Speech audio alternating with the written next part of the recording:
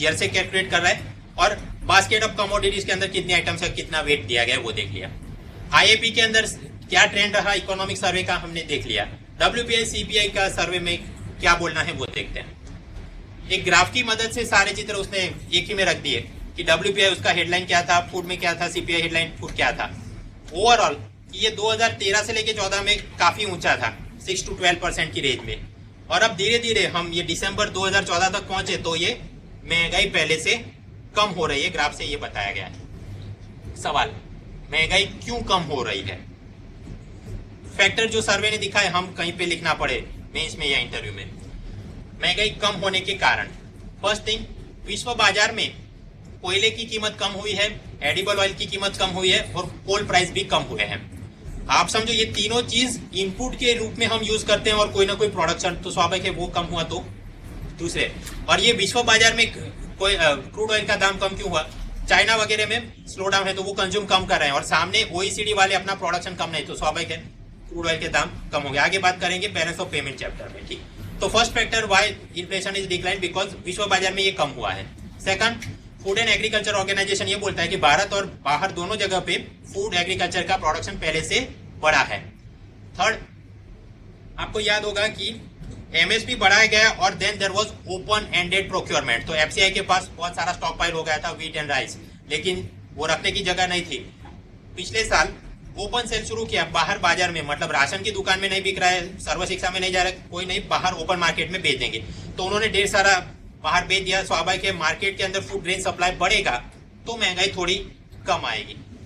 Same way केंद्र सरकार ने बीपीएल एपीएल फैमिलीज के लिए 5 मिलियन टन चावल और नीचे राज्यों को भिजवाए, तो वो भी एक प्रकार से सप्लाई बढ़ा, महंगाई थोड़ी कम दिखेगी अपने को।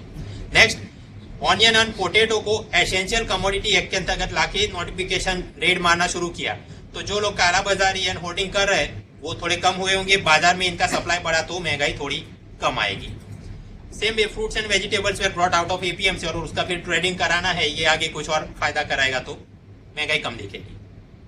और कारण, पोटैटो एंड ऑनियन का मिनिमम एक्सपोर्ट प्राइस बढ़ा दिया गया था, इस कारण से बाहर का आदमी खरीदना भी चाहे तो नीचे वाला अपना किसान उसे बेच नहीं पाएगा बिलो दैट सीलिंग, तो स्वाभाविक है बाहर वो जाना कम हो गया तो डोमेस्टिक मार्केट में उसका सप्लाई बढ़ा, महंगाई कम करने में मदद करेगा। और पिछले साल राजन भाई ने टाइट मनी पॉलिसी अपनाई थी, पूरे साल उन्होंने रिपो रेट बदला ही नहीं, 8% पे रखा था, तो फिर आप वो याद करो उस कारण से मनी सप्लाई पे क्या इंपैक्ट होगा, इंटरेस्ट रेट पे क्या इंपैक्ट होगा, और कंज्यूमर डिमांड पे क्या इंपैक्ट होगा, उस हिसाब से भी महंगाई काबू में आ गई। और डिटेल आप हम जो पहली बार मिले थे L1 P1 PPTDS वो पावर पॉइंट में आप देख लीजिएगा। सेम वे नरेगा और दूसरे अंदर भी वेज ग्रोथ, जो रूरल एरिया के अंदर वेज का ग्रोथ है पहले से कम आया है, ये बताया गया, और ये वेज ग्रोथ कम है तो फूड प्रोडक्शन भी पहले से सस्ते में हो रहा है, और सर्वे ये बोलता है उस कारण भी फूड इन्फ्लेशन में कमी आई है। नया क्या किया गया, 2014 के बजट में अनाउंस किया था प्राइस स्टेबिलाईजेशन फंड, लागू तो अब जाके उसके अलॉट किया है। मार्च 2015 के एंड में 500 करोड़ इसके लिए अलॉट किए गए हैं। ये प्राइस स्टेबिलाईजेशन फंड कौन ऑपरेट करेगा? Price stabilisation fund management committee, और इसका साहब कौन होगा? एग्रीकल्चर डिपार्टमेंट का सेक्रेटरी जो आईएएस होगा वो इसे फंड को ऑपरेट करेगा। ये फंड से आप क्या काम करोगे? ये 500 करोड़ से नीचे केंद्र सरकार और राज्य सरकार की एग्रीकल्चर रिलेटेड प्रोक्योरमेंट एजेंसी को बिना ब्याज के interest free working capital provide किया जाएगा। वो जो लोन में मुफ्त में पैसा मिल गया, मतलब उससे ये एजेंसी क्या करेगी? फॉर एग्जांपल वो नाफेड है, वैसी राज्य में संस्थाएं होगी, they will buy perishable agriculture commodities directly from farmers, किसानों से ही वो सीधा फ्रूट्स वेजिटेबल जो भी खरीदेंगे, और एंड यूजर को मतलब सस्ते में वो मिलता रहेगा। इनिशियली ये संस्थाएं केवल ऑनियन एंड पोटैटो के ही प्रोक्योरमेंट पे फोकस करेंगी। उसी प्रकार राज्यों के भी अपने फंड बनेंगे जिसमें केंद्र सरकार कुछ कंट्रीब्यूट करेगी। जनरल कैटेगरी राज्य तो वहां पर केंद्र का 50%, राज्यों का 50%, इस प्रकार से कंट्रीब्यूशन। अपना नॉर्थ ईस्ट के अंदर तो स्वाभाविक केंद्र ज्यादा देगी, 75-25 के रेशियो में चलेगा। तो प्राइस स्टेबिलाईजेशन फंड क्या है, कैसे काम करेगा, देख लिया। जूम आउट करते हैं, इन्फ्लेशन की बात करें, एक तो index theory last pierce formula क्या है हमने समझ लिया। WPI, CPI, IIP कौन गिनती करता है, कौन से बेजियर में करता है, बास्केट ऑफ कमोडिटीज वेट क्या है और उसके अंतर्गत सर्वे का क्या एनालिसिस है वो देख लिया। अब कुछ और मिसेलेनियस इंडेक्स देख लेते हैं और फिर ये लेक्चर खत्म हो जाएगा। मिसेलेनियस इंडेक्स में एक तो है प्रोड्यूसर्स प्राइस इंडेक्स PPI। ये नया क्यों लाया है आप? PPI लाने का प्रयोजन है कि WPI को हटाकर ये नई चीज करनी है। तो क्यों करनी है? WPI के अंदर केवल गुड्स के प्राइस को ही मॉनिटर किया जाता है। ये PPI के अंदर goods and services both will be covered, so in one way it is better. Next, WPI के अंदर मान लो प्राइमरी आर्टिकल्स और उसके अंदर फूड, तो फूड को वो कैसे मेजर करेंगे? उसका एक तो कितने में बिक रहा है, प्लस उसके ऊपर जो भी टैक्स, फिर APMC मार्फत तो उसके अंदर फीस, लेवाइस, वो सब कुछ ऐड करके जो आंकड़ा मिलेगा उसे ये फोकस करेंगे WPI वाले। PPI के अंदर ये टैक्स और ऐसी फीस इनको छोड़ के बाकी का ओरिजिनल प्रोड्यूस का क्या दाम है और आज की तारीख में क्या दाम चल रहा है, उस हिसाब से ये लोग आंकड़े गिनेंगे। मतलब PPI will measure the price change from sellers perspective. ज्यादातर OECD देश PPI से ही अपना इन्फ्लेशन मेजर करते हैं। फिर हमने पिछले समय देखा था कि GDP में जो अपडेट की गई, it was done according to system of national account SNA 2008। तो उसी हिसाब से यहाँ पर भी आइटम्स कमोडिटीज का क्लासिफिकेशन किया जाएगा। तो GDP और इन्फ्लेशन दोनों के आंकड़े अब बेटर तालमेल दिखेगा और बड़ा चित्र अपने सामने आ सकता है। तो PPI के ये सारे फायदे हैं, इस कारण से WPI को हटा के ये लाने की आवश्यकता है। पहले भी प्लानिंग कमीशन की Abhijit Sen committee and Soumitra Chaudhary committee, इन्होंने इसकी वकालत की थी। अपनी कॉमर्स मिनिस्ट्री और उसका department of industrial policy promotion और उसका इकोनॉमिक एडवाइजर, उसने धीरे धीरे काम भी शुरू किया है कि हाँ ऐसा कुछ भारत में लाना है। जापान के अंदर पहले से, तो ये एडवाइजर ने उनको बोला कि भाई आप दिल्ली में आके हमको कोचिंग दो। लेटेस्ट अपडेट क्या है? सितंबर 2014 के अंदर प्रोफेसर BN गोलदार कमेटी बनाई गई, ये बताने के लिए कि इसे असल में लागू कैसे करोगे, बेस ईयर क्या होना चाहिए, कितनी item of goods and services, क्या फॉर्मूला यूज करोगे वो। तो इसका अपडेट जब आएगा तो देखेंगे। MCQ में क्या याद रखना है? गोलदार मतलब PPI। और यहाँ पर भी इसकी गिनती कौन करना चाहेगा? इकोनॉमिक एडवाइजर, CSO नहीं। तो ऐसे कुछ ना कुछ पॉइंट्स आपने याद रखने। एक मिसलेनियस इंडेक्स में देख लिया PPI। नेक्स्ट आते हैं सर्विस परफॉर्मेंस इंडेक्स। इसका क्यों करना है? देखिए WPI के अंदर क्या सर्विस का कुछ मेजर किया जाता है? जवाब है ना। CPI के अंदर मेजर करते हैं? जवाब है हाँ, बट पार्शियली। वो कैसे?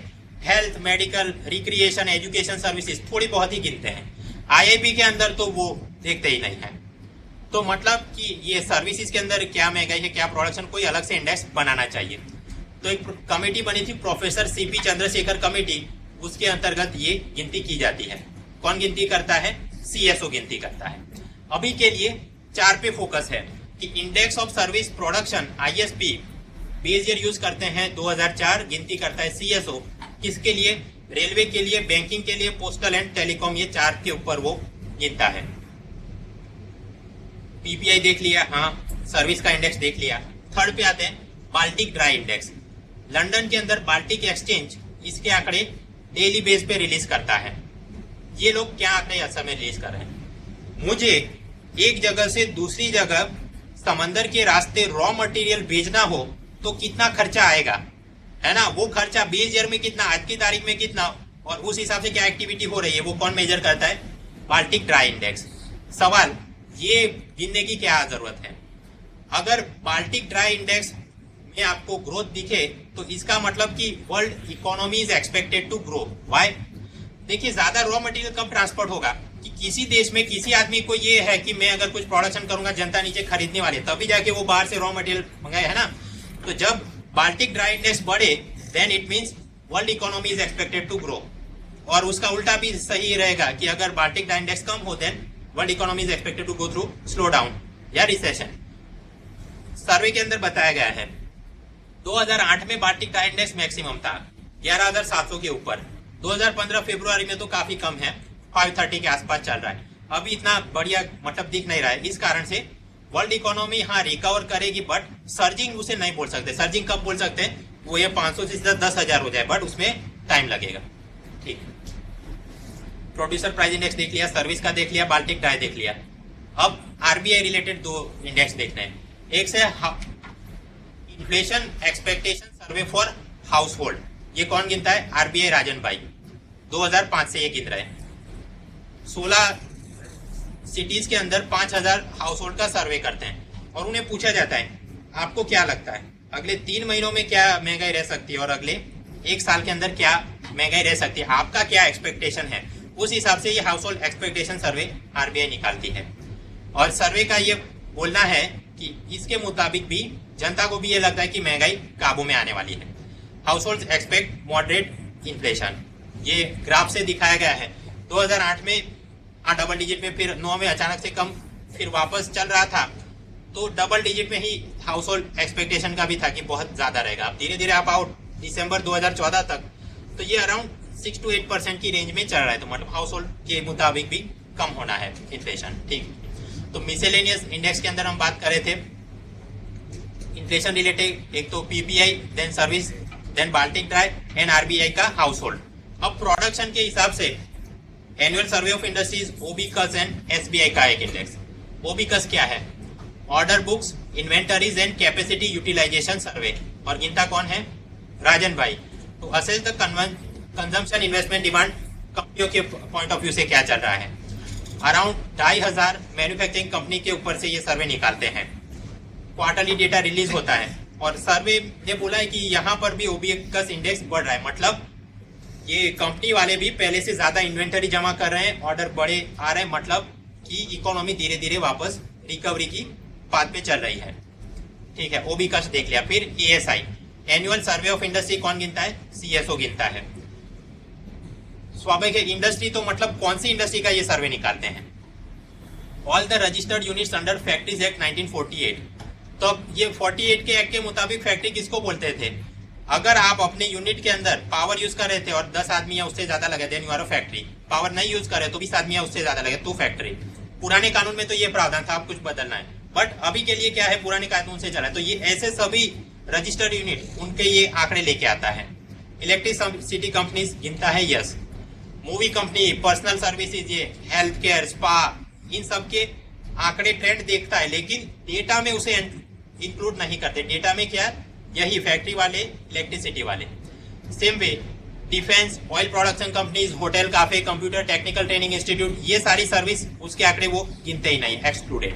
बाकी के सबसे निकलता है अपना एएसआई। 2 लाख से ज्यादा गिन रहे हैं और 2012 का अभी अपने पास आंकड़े मिले हैं। यहाँ पर भी ट्रेंड की हाँ वापस थोड़ा रिकवरी के पाथ पे हम चल रहे हैं। और एएसआई के मुताबिक भारत के टॉप 5 इंडस्ट्रियलाइज स्टेट्स कौन से हैं? नंबर 1 कौन है? गुजरात नहीं, महाराष्ट्र। हम है नंबर 2 पे, 3rd तमिलनाडु, फिर कर्नाटक, फिर उत्तर प्रदेश। एमसीक्यू में ये याद रखना है। ठीक, ओबीकस प्रोडक्शन पॉइंट ऑफ व्यू से ये ओबीकस देख लिया और ये अपना ईएसआई देख लिया।